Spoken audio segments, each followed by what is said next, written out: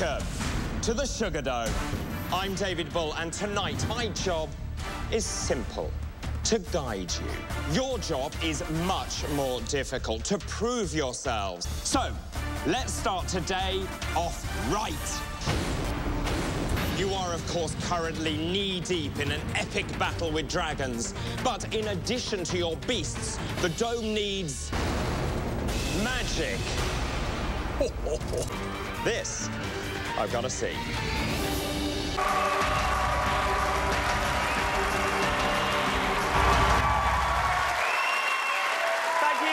Indeed. Hello, good evening, and welcome to Most Haunted Live. I'm David Bull, and this is the final part of our trilogy, because tonight we will reach the climax of our extraordinary investigation. I definitely heard something there that sounded like footsteps. Louis, what do you make of that? Well, I mean, I don't necessarily want to call it footsteps. Okay. I mean, did you hear something? An anomalous sound. I mean... Did you hear something? There's definitely an anomalous sound on the tapes. What we can do... So you heard something? Yes. Right, thank you. I do agree with Matthew there, because there are times on this programme where, you know, we've become used to seeing the unexpected, and yet last night there were a couple of times I completely jumped in the air. And when I saw your clip back, it really, really unnerves me.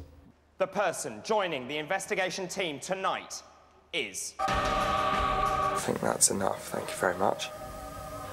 I'm out of here. And the whole time I kept seeing specialists and they said, "You're epileptic." And I said, "I am not epileptic. I know I'm not epileptic." And I basically went back to see a neurologist who had taught me, who's a fantastic woman, and I said, "Do you think it could be this diagnosis?" And she said, "Oh, it's so rare, you never see it in Britain." And it was. And what I was suffering from, I had been poisoned. What we're talking about is the middle of the brain, right here, which is where this particular chemical of dopamine is made. That's all you need to know. And this dopamine is released when we have food, when we have sex, things that we enjoy, and it's a pleasure principle. So we have a release, we love it.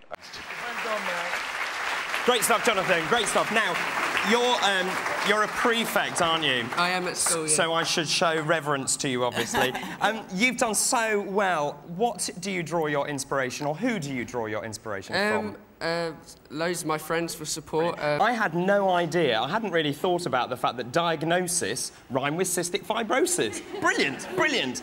Well, hello and welcome to the Accident and Emergency Department, where they see 73,000 patients every year. Now, you might think that Saturday night is the busiest time for A&E, but in fact, it isn't. She's quite a character, isn't she? And I mean, in the short time that I've spent with her this morning, she certainly knows her own mind. Oh, yes. Oh, yes. Doesn't she? Yes. Yes, and you know that we're talking about you. And in fact, you know, she seems very clear what she wants, and just the difficulty is that she can't communicate it to you. That's right. There we go. Hey, I'm cured. Now, your go. Christopher's turn. Look, would you like yours taken off now? You want to keep it? I think we need to take it off, though. Now, how do you deal with children who don't really want to part with their plaster cars? In terms of what sort of food he's eating now, do you feel he's eating healthy, a good balanced diet, or do you think that he's eating as all... Oh, well done.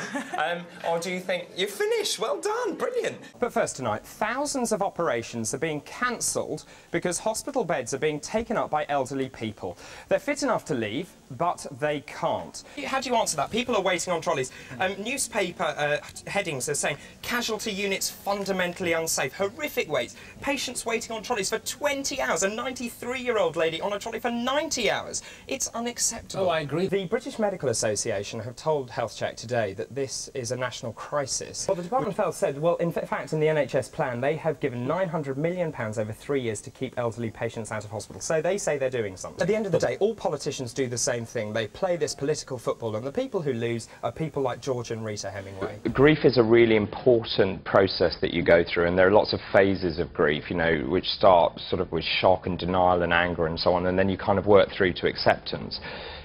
You never forget, and I think the interesting thing is how old you are at the time that it happens and how close you are and things like that, but you don't ever forget. You learn to live with it, and I think you have to then turn those experiences, as Dermot was saying, into positive ones, saying actually we shared some great times, he was a little, you know, rascal sometimes, I gave as good as I got, and I think you then remember those really important memories, but you never ever forget.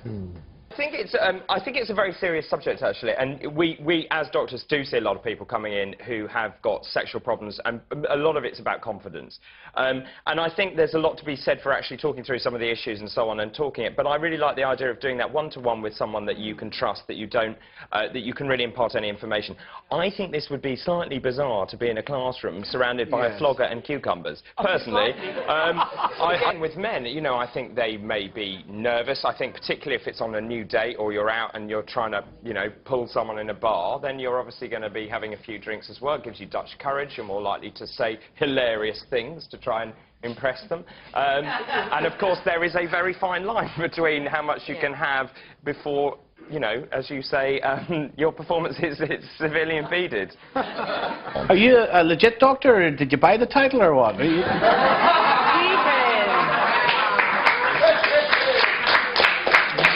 Goodbye. I am a real one. I am a real one. Really? But, so I can come to you with all my problems. But, well, there are many. But I was going to say that, you know, if you had a heart attack, for instance, now, I think you've really rather blotted your copybook, haven't you?